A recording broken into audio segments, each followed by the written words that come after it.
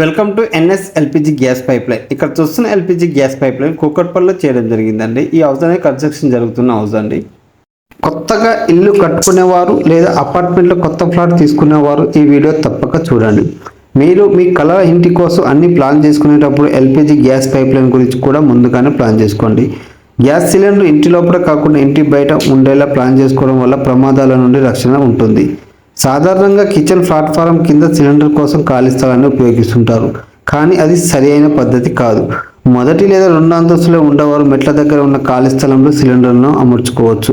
LPG gas line కోసం ప్రత్యేకంగా తయారు చేసిన కాపర్ ట్యూబ్ని ఉపయోగించాలి.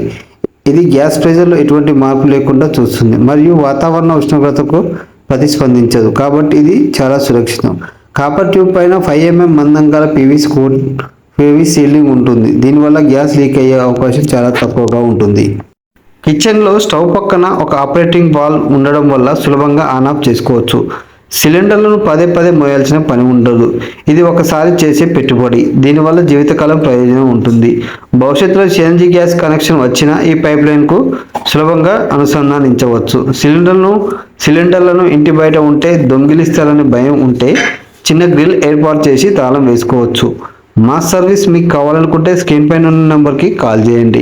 All over Hyderabad and Telangana service available. Thank you for watching.